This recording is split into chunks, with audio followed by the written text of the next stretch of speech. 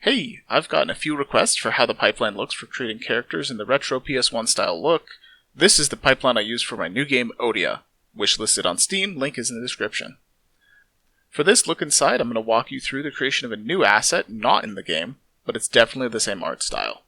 First, I'm not a concept artist, so I try and leverage as much found concept art as possible while mashing up pieces and getting a unique feel that's inspired by but not ripping off of better artists than I. I like the silhouette of this guy, so I'll incorporate that.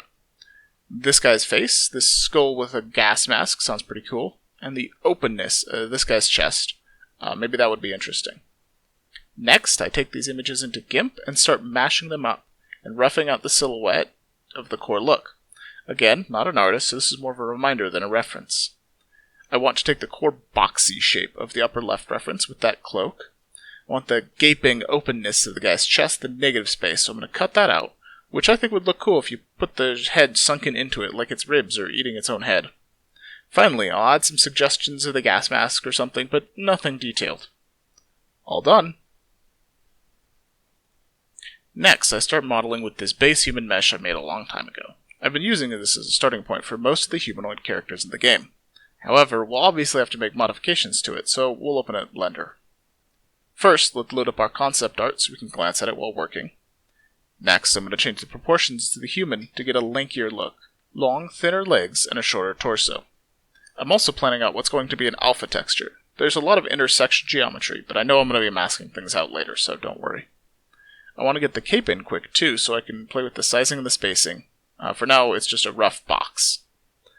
I want to plan out the ribcage mouth thing, but I don't want the humanoid shoulders. That didn't really make sense in context. Next, I focus on the cape, making it a little more rounded. We're going to put that to the side for now.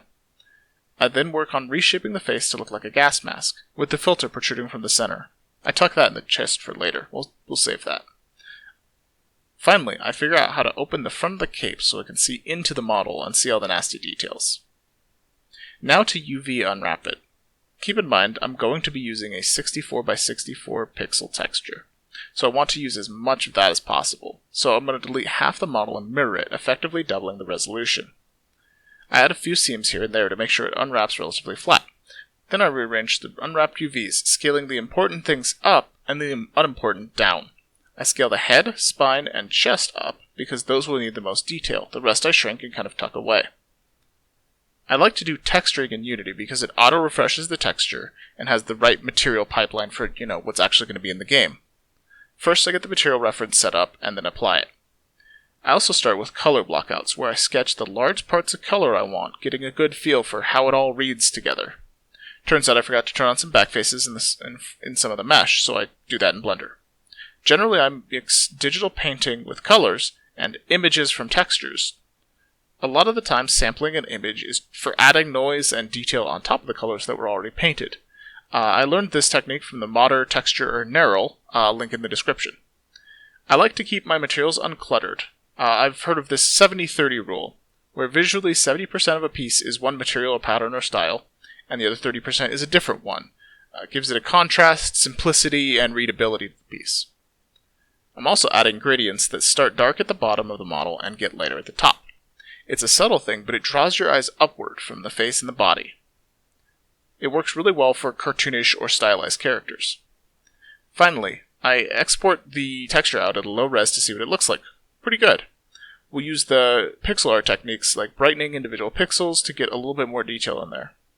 Then I play with an emission texture too. Those are always really fun, especially in a game with moody lighting, fog, darkness. Yeah, it's done. I would normally need rigging, animation, and the most time-consuming part, the design and programming of the behavior. That's the one that really takes up all the time. Make sure to check out my game ODIA for characters like this. Steam wishlist in the description, and thank you for watching. See ya!